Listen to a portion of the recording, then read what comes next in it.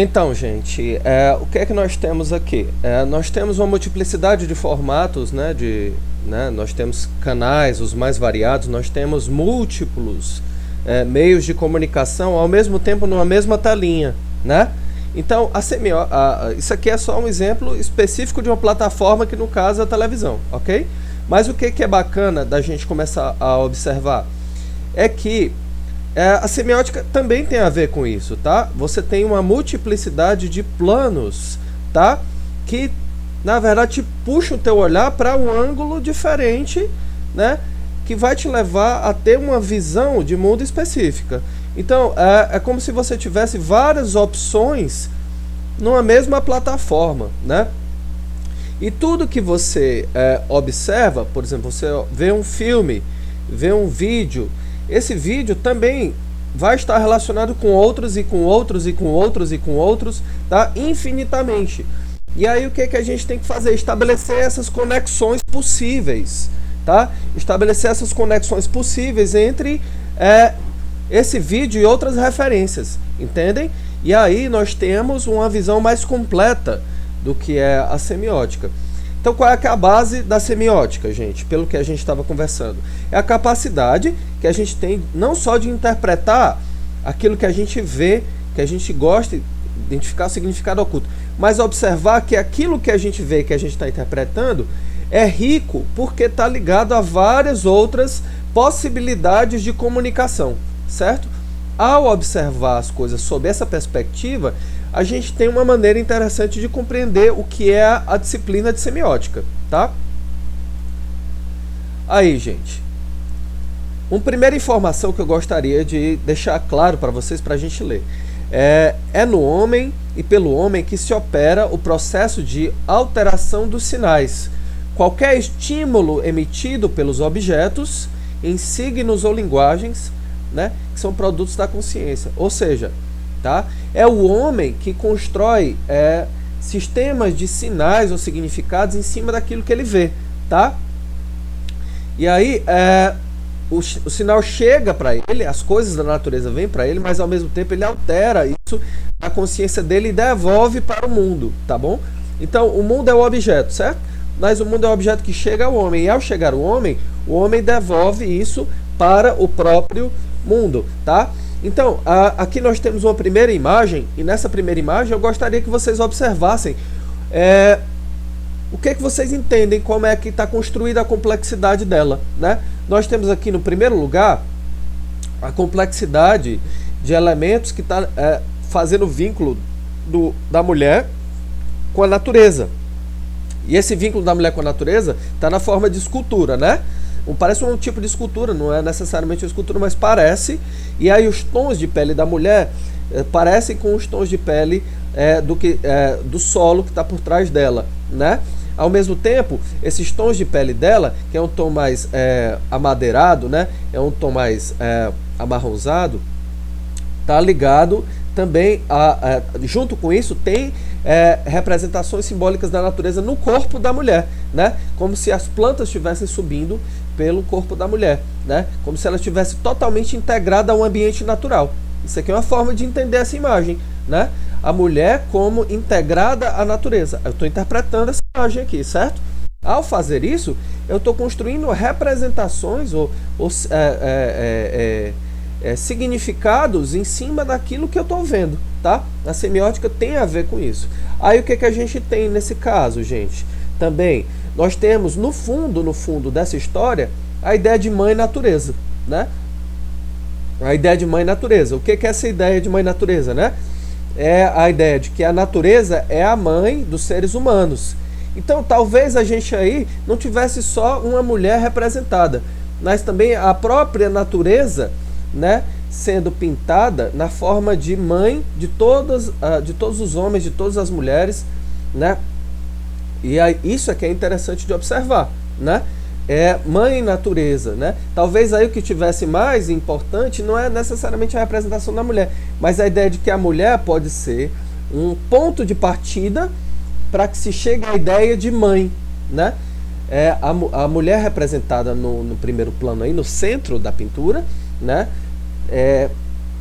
pode ser interpretada como aquilo que te leva a pensar na natureza como a mãe, né?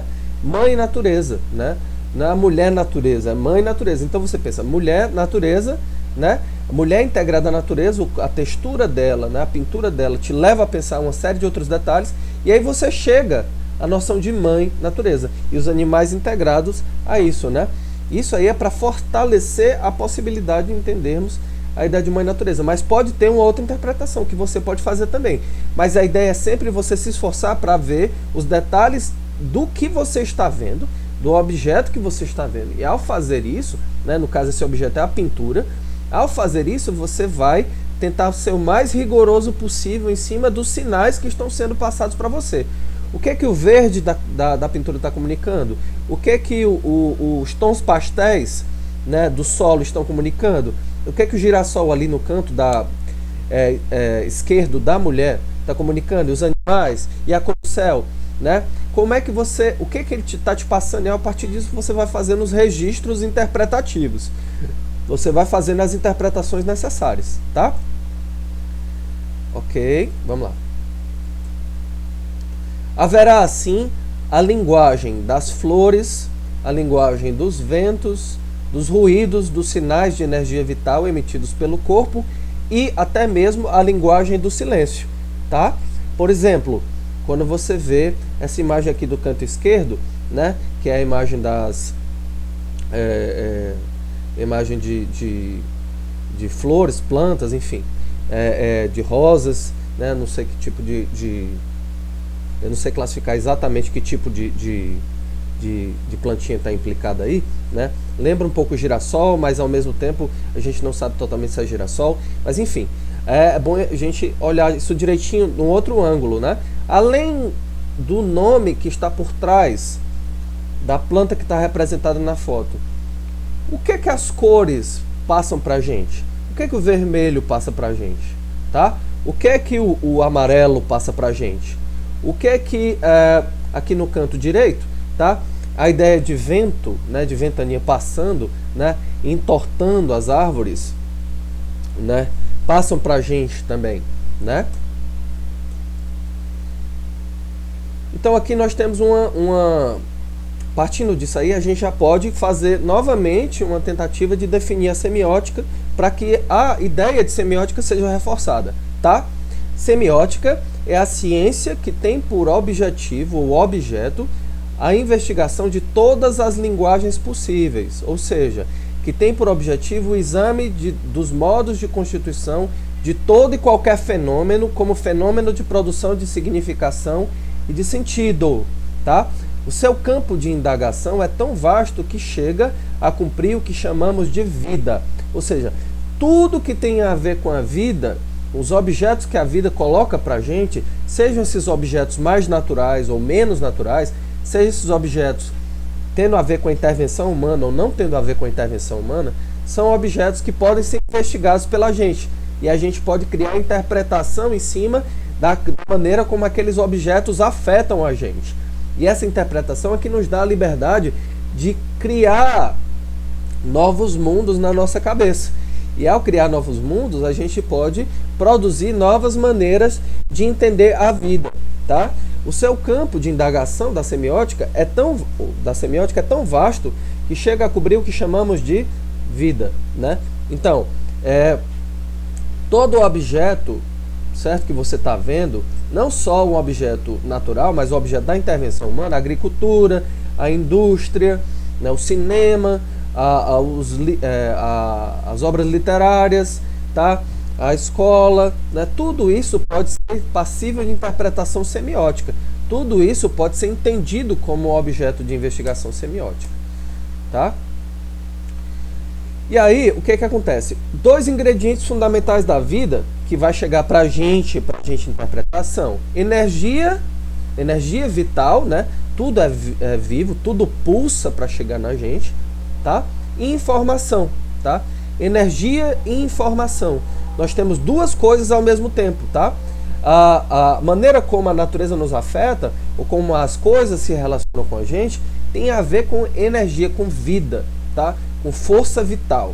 E ao mesmo tempo, essa energia ela pode ser traduzida, né? Esse objeto que tem energia, que no, né, o corpo do objeto, cheio de energia, cheio de vida, nos chega e nós estabelecemos o diálogo com ele. E nisso a gente constrói também o nosso sistema de informações mentais, tá? E esse sistema de informações mentais pode dizer a verdade do objeto ou não, né? Você pode simplesmente dizer o que você pensa daquele objeto, criar, fantasiar em cima, fazer uma associação daquele objeto com outras coisas vivas que vão chegando para você, né?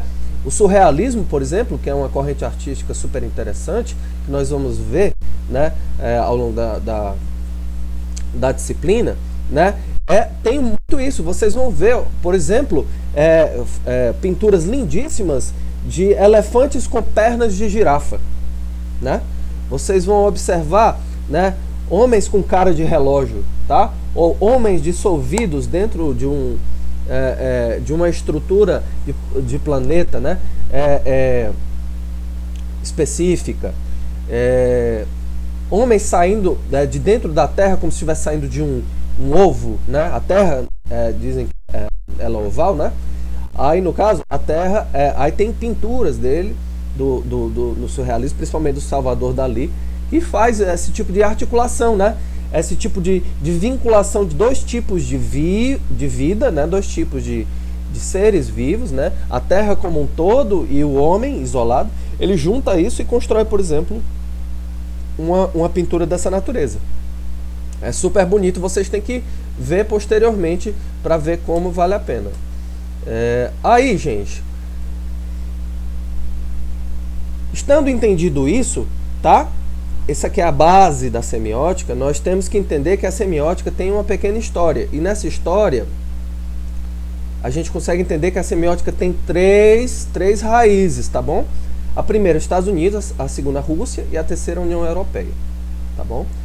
Então, a gente vai estudar a semiótica norte-americana, especificamente, tá? Mas a gente pode puxar para outros autores também, tá certo? Mas, em primeiro lugar, eu queria que a gente sempre entendesse que quando a gente fala de semiótica, a gente está sempre tentando pegar o Peirce, que é a semiótica norte-americana, e ao mesmo tempo fazer a relação com o método de interpretação das coisas da semiótica dele com as artes, né? Aí é que nós temos a disciplina Fundamentos da Arte e da Semiótica. A gente sempre vai pegar as artes visuais, as artes diversas e tentar estudar essas artes por meio da interpretação semiótica do Peirce, que é a semiótica norte-americana, tá bom? Que é um cara que tem a ver com a semiótica norte-americana.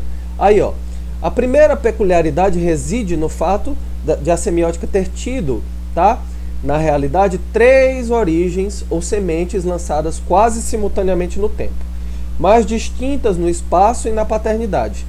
Uma das correntes, né, da semiótica é dos Estados Unidos. A outra das correntes na União Soviética, né? Aqui nós temos no centro a bandeira da Rússia. A bandeira da União Soviética era diferente, mas de todo modo a Rússia era parte da União Soviética, e a gente deixa lançado aqui, tá? Isso aí como sinal. A gente vai ver vai ver algumas artes russas para que a gente possa interpretar, porque tem uma corrente do design muito bonita chamada construtivismo russo, né, que influenciou muito o design, tá? E também tem a semiótica da Europa Ocidental, tá?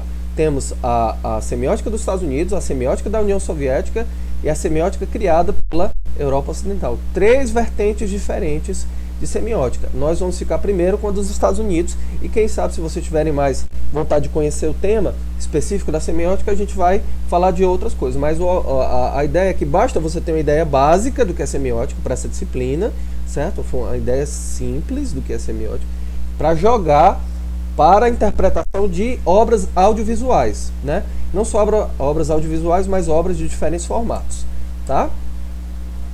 A história da semiótica, né? Nós temos 3 sementes aqui, a gente já falou um pouco sobre isso, tá? Método científico da semiótica. A semiótica, ela se propõe a ser uma ciência, como a gente tinha visto.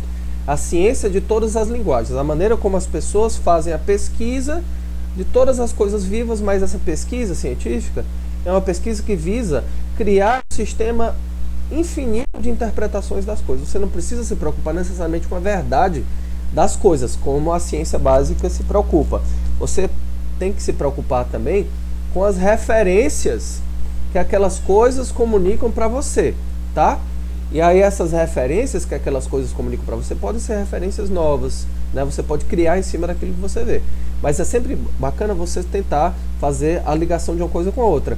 Na semiótica também você pode depois, né, observar que, por exemplo, o estudo de um logotipo, né? O que tem por trás de um logotipo? Por que Apple tem maçã, né?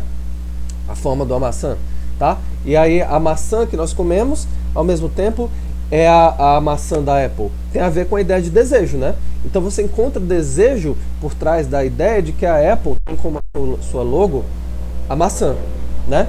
Então é para isso que a semiótica serve também, para que você possa pluralizar o significado das coisas e entender o que está ocultado lá, né? Quando a maçã é criada, né, da Apple como logo, você tem ao mesmo tempo a ideia de desejo, de pecado, né, de paraíso, né? Eles criam tudo isso como se fosse a tentativa de vincular a ideia de computador e de tecnologia com desejo de prazer, né? Isso aí é muito forte na semiótica, tá bom? Na Apple, que nos permite essa interpretação semiótica. Então, a semiótica é capaz de criar dispositivos de pergunta, né, indagação, e instrumentos metodológicos aptos para desvendar o universo multiforme, né, plural e diversificado dos fenômenos da linguagem, tá? Por exemplo, quando eu vejo a maçã na Apple, como eu estava dizendo, você não está vendo só a maçã, você está vendo também linguagem por trás da maçã, né? Que remete, por exemplo, a maçã mordida remete à ideia de desejo, à ideia de saída do paraíso, à ideia de pecado, mas ao mesmo tempo a ideia de tecnologia, porque aquela maçã ela está texturizada com os tons de cinza, que remete aos meios digitais e aos computadores, não é? Então isso aí é bacana de observar. Aí aqui, gente, temos o Charles Sanders Peirce, né? Que é o cara que criou um método específico de semiótica, né? Que ele era tanto filósofo quanto lógico da ciência, tá? Mas a ideia dele é fazer uma prática histórica das coisas que chegam na gente, tá? Para poder interpretar essas coisas, como a gente já tinha visto antes, tá? Desde o começo do despertar do seu interesse pela lógica, Peirce concebeu como nascendo, na sua completude, dentro do campo de uma teoria geral dos signos ou semióticas. Então anota aí, gente. Signo é sinal. São sistemas de sinais que as coisas emitem para a gente quando nós percebemos elas. E esses sinais nós também criamos, né? As coisas emitem sinais, mas nós criamos eles também, tá? Primeiro passo é a coisa chegar na gente. O segundo passo é a gente desenvolver isso. Mas ao fazer isso, a gente também está tentando encontrar o significado que está lá por trás. Tá? A lógica, então, é um ramo da semiótica. Qual é a lógica, por exemplo, que eu estava comentando com vocês, da ideia de maçã, né? Deixa eu baixar aqui um pouquinho para a gente essa palavra que eu acho que estava no meio, a minha imagem. A lógica é um ramo da semiótica. Qual é a lógica? A lógica é simples. Por exemplo, maçã, né? Pecado. Maçã não é maçã qualquer. Maçã não é a fruta, né? Maçã mordida, né? Aí você tem a ideia de pecado, né? A ideia de pecado está ligada à punição. Mas aí no caso, se a maçã mordida é o símbolo de uma empresa, você está falando que a maçã mordida é que deve ser o parâmetro básico, né? Então você pode gostar de não estar no paraíso, porque na verdade o mundo dos prazeres é mais interessante, né? Então a Apple fala um pouco sobre isso, né? O prazer de consumir um produto tecnológico. Aí você tem lógica, entendeu? Qual é a lógica? É observar que em cima daquela imagem, tá? Tem algo que traduz aquela imagem. E quem traduz é a gente quando a gente olha aquela imagem criada, tá? A lógica é essa. Relacionar uma coisa com a outra, né? Relacionar imagem com palavra, relacionar logo com palavra, tá? Então, vamos deixar primeiramente essa ideia fixa na cabeça de vocês, que aí a gente pode avançar mais um pouquinho em outras temáticas, tá? O que eu recomendo a partir disso que a gente está vendo aqui, tá certo? Que vocês avancem no estudo depois, posterior, desse documentário aqui, ó, que fala da mitologia do Star Wars, né? Quais são os significados por trás das imagens que estão no Star Wars, né? O que o George Lucas diz, né, ao Bill Moyers, que é um cara que entrevistou ele, né? Isso aí depois se traduziu num livro chamado O Poder do Mito, do Joseph Campbell, que mostra os significados de fundo de cada personagem, de cada objeto. Vamos fazer esse exercício. Assistam depois esse documentário. Eu vou botar um trechinho aqui para vocês, tá bom? I'm Bill Moyers. Join me for a journey with George Lucas into the mythology of Star Wars. Hang on.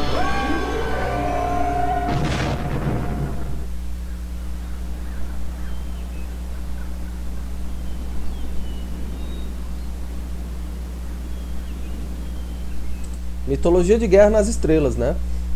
Com George Lucas e Bill Moyers. É isso que eu gostaria que vocês vissem depois. É super legal esse documentário. Por quê? Porque você vai conseguir desvendar, vai conseguir observar como é que o George Lucas escreveu, através dos seus sonhos, a história do Star Wars e construiu, e depois, através do vínculo com as produtoras, ele concebeu a obra, né? Mas para isso ele precisou sonhar, precisou imaginar, precisou criar na cabeça dele, né? Quase que espontaneamente, né? E aí, ao fazer isso, ele também ele construiu nos personagens um sistema rico de símbolos que estão por trás, né? O que é o Darth Vader? O que é o Luke Skywalker? O que é cada personagem? O que ele diz pra gente, né? Os personagens do Harrison Ford, o que eles nos dizem, né? E aí eu coloco para vocês aqui assistirem depois. Aqui é o George Lucas, ó. Nós temos as primeiras versões do Star Wars, olha só, esses personagens que nós temos aí à disposição de vocês. Vocês podem observar cada detalhe de como é que eles foram construídos. E nessa entrevista do George Lucas aqui, tá? Também tem um livro chamado O Poder do Mito, né? Que você pode ler diretamente. Ó, aqui já é a versão mais atual, uma versão mais atual do Star Wars, já não é tão nova também, mas ela existe, né? Tem os períodos de sequência, às vezes volta, né? Tem várias sequências. Aí o que o Mestre Yoda quer dizer? O que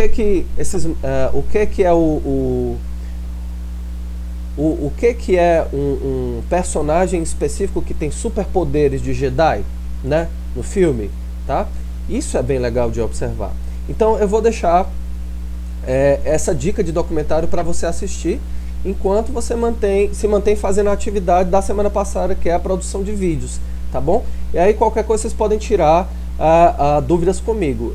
O conteúdo está todo lá no Google Sala de Aula. Muito obrigado pela atenção e a gente vai se falando.